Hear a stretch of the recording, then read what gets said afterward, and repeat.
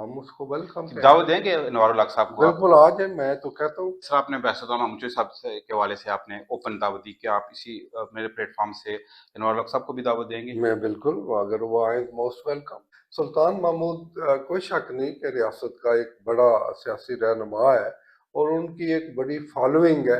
1996 से United nation Geneva में जा रहा हूँ। तो आप पाक फौज का बिलखसूस आर्मी चीफ का इस हवाले से कैसा किरदार देखते हैं? फील्ड मार्शल आसम मनीर की क़यादत में और एयर चीफ ज़हीरुद्दीन बाबर और नेवल चीफ ने, अगर लोगों के काम हुकूमत से मिलकर नहीं कर सकते तो हम अपने हल्के लूज कर जाएंगे। और ये हुकूमत एमएलएज की हुकूमत है, किसी जमात की हुकूमत नहीं। जिला मेंबर की तीनों निश्चितों पर पाकिस्तान पीपल्स पार्टी जो है वो कामयाब हो जाए। हुकूमत के नुमाइंदे हैं हमारे हल्के में, उनके खिलाफ शदीद नफरत पाई जाती है। इस वक्त हमारे साथ आज़ाद कश्मीर की बहुत बड़ी सियासी शख्सियत, साबिक वज़ीर पीपल्स पार्टी आज़ाद कश्मीर के मरकज़ी रहनुमा जनाब चौधरी परवेज़ अशरफ साहब बरतानिया समेत यूरोप के विज़िट पर हैं। आप जिनेवा भी गए और आपने वहाँ पे एक बहुत बड़ा मुज़ाहरा भी किया। तो इस हवाले से जिनेवा में आपकी क्या मसरूफियात रहीं? 1996 से यूनाइटेड नेशन जेनेवा में जा रहा हूँ। बुनियादी तौर पर पूरा एक डेलीगेशन आता है और हमारी एनजीओ है के IIR के नाम से, जो ये सारी मैनेजमेंट बनाती है, और उनकी तरफ से ये मुजाहरा भी होता है। ये 69th सेशन था। तो हर सेशन के दौरान जो है वो एहतजाजी मुजाहरा, जिसमें मकबूजा कश्मीर के अंदर इंसानी हकूक़ की खिलाफ वर्जी जो हिंदुस्तान की मसल्ह अफवाज की तरफ से की जाती है, जो जुल्म और बर्बरियत वहाँ किया जाता है, अक़वाम आलम में उनको बेनकाब करने के लिए वो मुजाहरा होता है। और मुजाहरा है वो वर्किंग डे में होता है। वर्किंग डे में ये होता है कि डेलीगेट्स यूनाइटेड नेशन में आ रहे होते हैं, जा रहे होते हैं, हम बिल्कुल गेट के सामने जगह मुख्तस होती है और वहाँ हम हिंदुस्तान की तरफ से मकबूजा कश्मीर के अंदर वायलेशन जो है बुनियादी हकूक़ की, उस पर मुजाहरा करते हैं। और डेलीगेशन के हर बंदे की अलग अलग ड्यूटीज, एक तो सेमिनार जो है वो यूनाइटेड नेशन के अंदर मुनक्कद किया जाता है। हम बताते हैं कि किस तरह मिलिटेंसी के ज़रिया से या कितना जुल्म और सितम और किस तरह बुनियादी हकूक़ से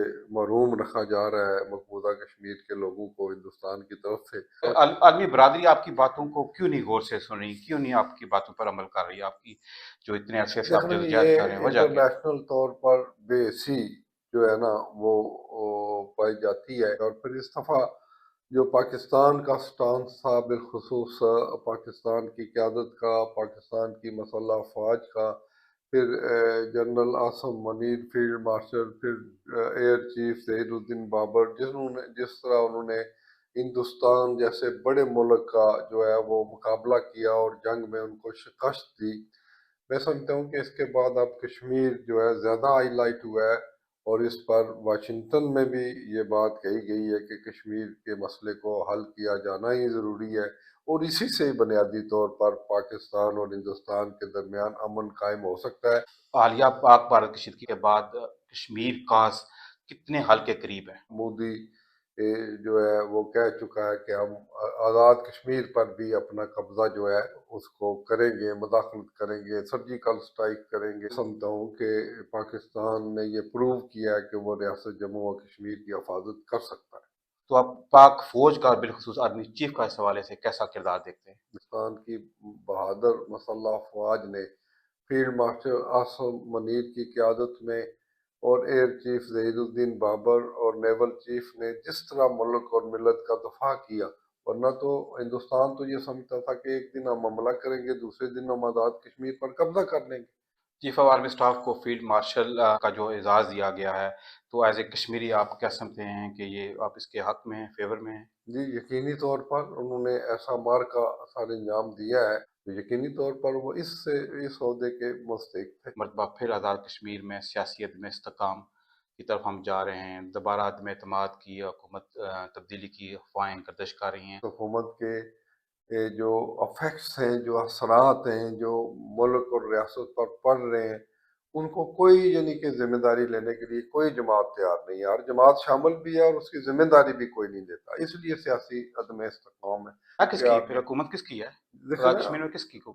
دیکھیں نا حکومت اس وقت تو بنائی گئی تھی تاریخ انصاف کے، یہ جو جو لوگ فارورڈ بلاک بنا کر آئے تھے. پھر آپ کی جماعت نے ان منحرف اراکین کا کیوں ساتھ دیا، کیوں آپ نے حکومت ان کی وہاں پہ بنوائی؟ ہمارے جو پاکستان پیپلز پارٹی کے ایم ایل ایز منتخب ہوئے تھے، ان کا یہ موقف تھا کہ ہم ایم ایل اے منتخب ہونے کے بعد اگر لوگوں کے کام حکومت سے مل کر نہیں کر سکتے تو ہم اپنے حلقے لوز کر جائیں گے. تو ہم نے ان کے موقف کی تائید میں کہا کہ ٹھیک ہے آپ لوگ حکومت میں شامل ہو جائیں، اور یہ حکومت ایم ایل ایز کی حکومت ہے، کسی جماعت کی حکومت نہیں. تو آپ کیا سمجھتے ہیں موجودہ حکومت کی کارکردگی تسلی بخش ہے؟ موجودہ حکومت نے وہ ڈلیور کیا نہیں، ہے موجودہ حکومت کی جس مقاصد کے لیے آپ کارکردگی نے کو سپورٹ کیا تھا؟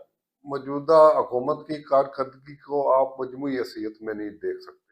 موجودہ کارکردگی کو آپ انفرادی طور پر دیکھ سکتے ہیں. ایک ایم ایل اے کا حلقہ ہے، دوسرا ایم ایل اے کا حلقہ ہے، کیونکہ حکومت کے سربراہ اور حکومت کے دیگر لوگ خود یہ بات کہتے ہیں کہ یہ حکومت ایم ایل ایز کی حکومت ہے، کسی جماعت کی حکومت نہیں ہے. جو سب آپ کا ایک انٹرویو بڑا وائرل ہوا ہے جس میں آپ نے کہا کہ بیشر سلطان محمود چودھری اگر پیپلز پارٹی میں واپس آ جائیں تو ہم آسانی کے ساتھ حکومت بنا لیں گے. آپ بیشر سلطان محمود چودھری صاحب کی پیپلز پارٹی میں واپسی کے کیوں حامی ہیں؟ سلطان محمود کوئی شک نہیں کہ ریاست کا ایک بڑا سیاسی رہنما ہے اور ان کی ایک بڑی فالوئنگ ہے، لیکن میرا خیال ہے کہ وہ پاکستان پیپلز پارٹی کو ہی جوائن کریں گے، کیونکہ وہ نظریاتی اعتبار سے ان کا زیادہ قربت اور تعلق جو ہے وہ پیپلز پارٹی کے ساتھ ہی ہے، کیونکہ تاریخ انصاف جو ہے وہ تو ختم ہو گئی ہے. سردار تنویر الیاس، چودھری علی شان سونی پاکستان پیپلز پارٹی میں شامل ہوئے. ضلع ممبر کی تینوں نشستوں پر پاکستان پیپلز پارٹی جو ہے وہ کامیاب ہو جائے.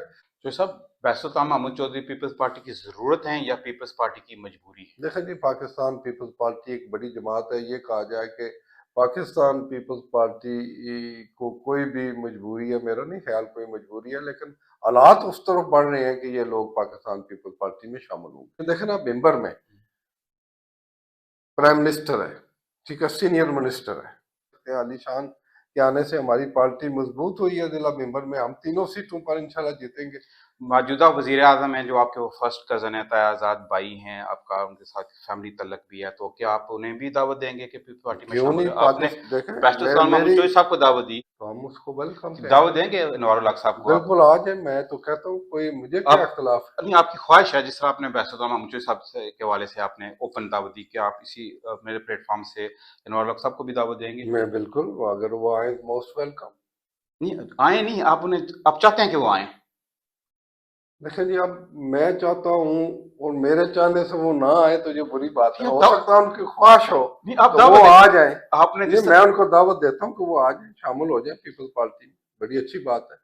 اور ان کی وہ والد صاحب بھی، میرے تایا بھی پاکستان پیپلز پارٹی میں ہی رہے. آپ کے جو مد مقابل ہیں وہ دوسری مرتبہ وہ آپ سے جیتے ہیں، وہ اس وقت بھی سینئر وزیر ہیں، تو آپ کیا سمجھتے ہیں کس طرح آپ انہیں آمدہ الیکشن میں ان کا مقابلہ کریں؟ حکومت کے نمائندے ہیں ہمارے حلقے میں، ان کے خلاف شدید نفرت پائی جاتی ہے. اور میں جب آیا تھا اس وقت آخری دن بھی میرے ساتھ لوگوں نے نون لیگ چھوڑ کر میرے ساتھ شمولیت کا اعلان کیا تھا. اور میں ابھی مجھے یہاں بھی لوگ فون پر رابطے کر رہے ہیں اور میرا انتظار کر رہے ہیں. جو ہی میں انشاءاللہ ساتھ کو جاؤں گا اس کے بعد پھر شمولیت کا سلسلہ شروع ہو جائے گا. بہت شکریہ سر. تھینک یو جناب.